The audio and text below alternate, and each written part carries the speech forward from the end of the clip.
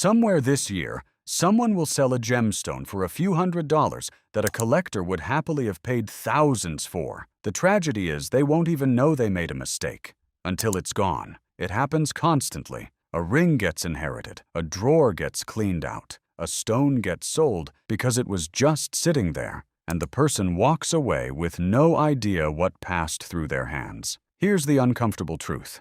The gemstone world does not reward rarity the way people think. It rewards a stranger mix of rarity, demand, durability, and trust. And in 2026, that mix is shifting faster than it has in years.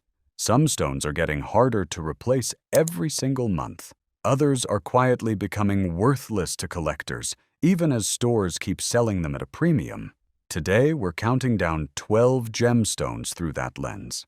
9 you should never let go of, and 3 you'll regret keeping. By the end, you'll look at whatever you own very differently. Let's get into it. The only 5 things that matter. One idea first, and it'll make the whole video click.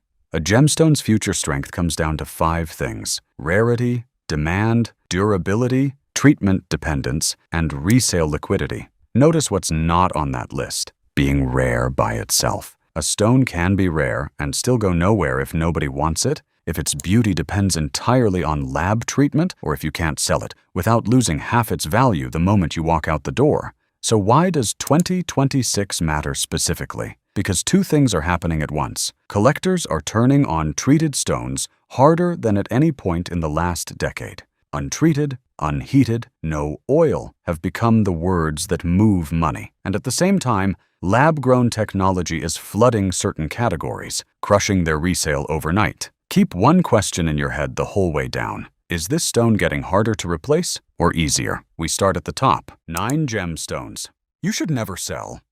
Number 9. Savorite garnet. Start with the stone most people have never heard of, and that's exactly the point. Savorite is a vivid green garnet that goes head-to-head with emerald, except it's usually cleaner, more durable, and almost never treated. And here's what's changing in 2026. As buyers grow allergic to the heavy oiling that's standard in emeralds, they're hunting for an untreated green alternative. Savorite is the obvious answer, and the supply of fine, larger stones is genuinely limited. So this isn't hold it because it's pretty. It's hold it because the thing that makes emerald risky, treatment, is the thing Savorite doesn't have. I'll say it plainly and let the emerald crowd fight me in the comments. I'd take a fine, untreated Savorite over a mid-grade oiled emerald any day, and pay less for it. Takeaway: the green with no asterisk next to it.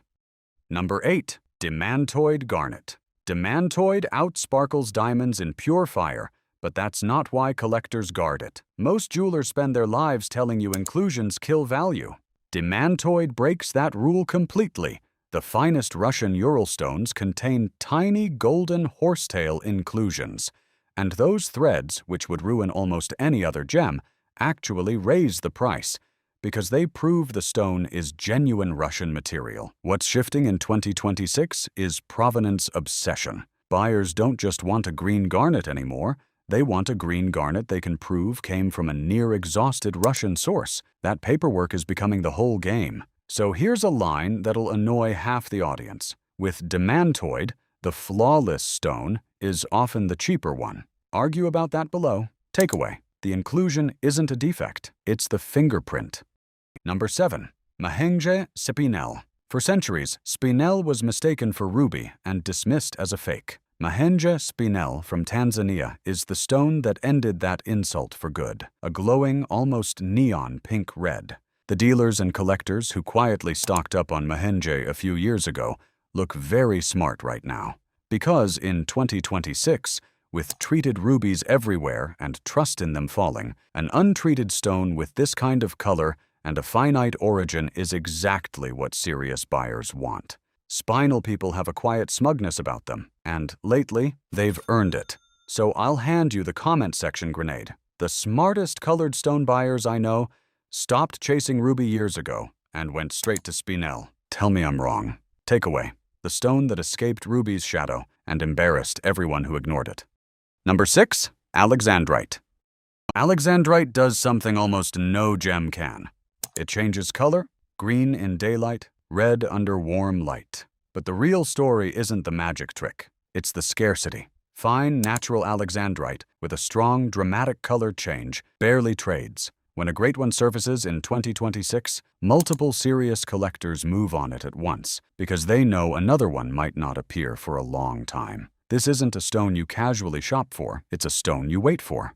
And that's the part newcomers don't grasp. Most alexandrite people own barely changes color at all, and a weak change is worth a fraction of a strong one. If yours shifts hard between lighting, you may be holding far more than you think. Takeaway: you're not buying a color, you're buying two, and almost nobody has the real thing. The trap. Most owners fall into quick pause because this is where most people lose money without ever realizing it. Picture the most common situation in the gemstone world. Someone inherits a piece of jewelry. There's no certificate, no paperwork, just a stone and a story. Grandma always said it was valuable. So one of two things happens. They either assume it's worthless costume jewelry and sell it for scrap, or they assume it's a treasure and refuse offers that were actually generous. Both are guesses, and guessing is how fortunes quietly slip away. Here's the trap, plainly. You cannot know what you own until it's tested. An unheated ruby and a heated ruby can look identical to your eye and differ wildly in value. A natural stone and a lab-grown one can be impossible to tell apart without equipment. That single piece of paper from a respected lab can be the difference between a few $100s and a serious sum. So, before you ever sell anything inherited, get it identified. Find out if it's treated. Find out if it's natural, because the person who sells in a hurry, without knowing, is exactly the person from the start of this video, the one who won't realize the mistake until years later. Now, back to the countdown with that in mind. Number 5. Paraiba tourmaline. Paraiba makes people physically gasp. That electric, glowing blue-green comes from copper in the chemistry, and nothing else in the gem world matches it. The 2026 reality is supply pressure. The original Brazilian source is famously tiny and largely tapped, and while copper-bearing tourmaline now comes from Africa too, the trade argues endlessly about whether those should even share the Paraiba name. That argument is the value. Origin is everything here, so let me start the fight for you. A true Brazilian Paraiba and an African one are not the same stone, no matter what the seller's certificate says. Dealers will have strong opinions on that. Good. Let them post. Takeaway: a color you can't fake from a place that's nearly out. Number 4. Kashmir sapphire. Kashmir sapphire is the benchmark the entire sapphire world measures itself against. A soft, velvety cornflower blue that looks lit from inside. Here's what makes 2026 no different from 2010 or 2030. The legendary mines have been essentially finished for over a century. You are not buying a sapphire. You are buying one of a fixed number of stones that will ever exist, with no possibility of more. Every time a fine Kashmir sells at auction, the remaining pool gets a little smaller and a little more contested, and the line that'll split the room. Most sapphire collectors have never actually held a real Kashmir, and a lot of stones sold as Kashmir aren't. Certification, again, is everything. Takeaway: they stopped making it before your grandparents were born. Number 3. Colombian emerald. Emerald has been treasured for thousands of years, and Colombian emerald, that warm, slightly blue-green, is the world standard. But here's the 2026 dividing line that's getting sharper by the year. Almost every emerald is oiled to hide fractures. That's normal and accepted. What's not equal is the treatment level. A stone graded no oil or minor with a respected lab report lives in a completely different universe from a heavily treated one that looks identical in the case. So the provocation: 2 emeralds that look the same to your eye can differ in value by 10 times, and the only thing separating them is a piece of paper. That's not a flaw in the market. That's the whole market. Takeaway: with emerald, you're buying the certificate as much as the stone. Number 2. Burmese ruby, unheated. Fine Burmese ruby, that deep, glowing pigeon's blood red from Mogok, is one of the most obsessed-over gems on Earth, and 2026 has only intensified it. The overwhelming majority of rubies are heat-treated. An unheated Burmese ruby, with strong color and a credible report, is staggeringly rare, and as treated material floods the market, The untreated stones are pulling further and further away from everything else. This is where I'll plant the flag and let the diamond people swarm the comments. I'd rather own one fine unheated Burmese ruby than 10 average diamonds. One is genuinely scarce and globally fought over. The other is sold on every corner. Come argue. Takeaway: heated is everywhere.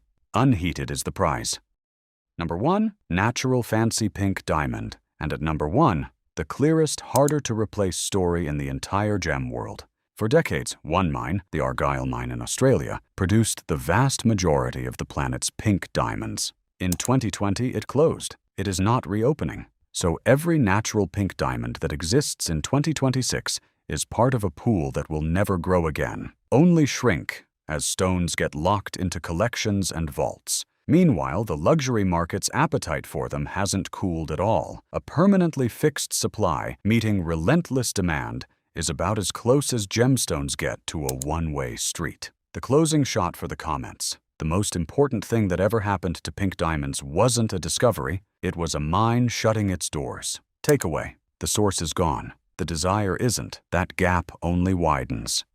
Why most gemstones never become investments. Before the 3 you'll regret keeping, the reality check nobody films. Walk into a pawn shop with a loose gemstone and you'll learn something fast. They barely care about your stone. They care about gold weight. Most loose gems get offered pennies because the shop has no easy way to resell them. Auction houses are the opposite extreme. They can reach strong prices, but generally only for serious, certified stones, and they take a real cut on the way. In between sits the silent killer of returns, the dealer spread. The gap between what a dealer pays you and what they charge the next buyer can be enormous on ordinary material. This is why liquidity and certification matter as much as beauty. A certified, in-demand stone has somewhere to go. An uncertified, ordinary one mostly just sits in a drawer. So when someone tells you gemstones are a great investment, remember, a few genuinely are, most aren't. And the difference is almost never how pretty the stone looks under the shop lights. Which brings us to the 3 you should think hard about letting go of.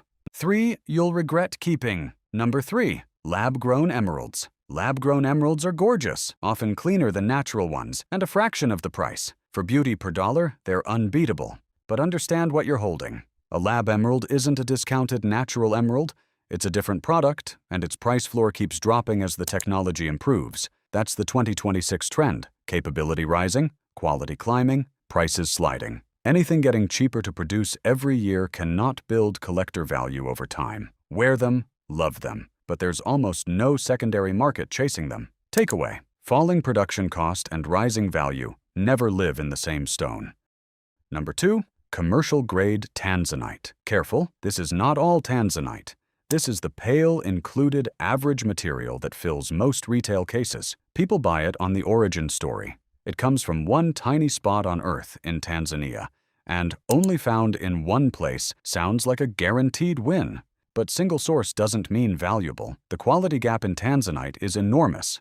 Collector money chases only the deep, top-grade stones, and in 2026, that split is widening. The commercial stuff struggles to resell at anything near what people paid. Takeaway: with tanzanite, the grade matters far more than the mine.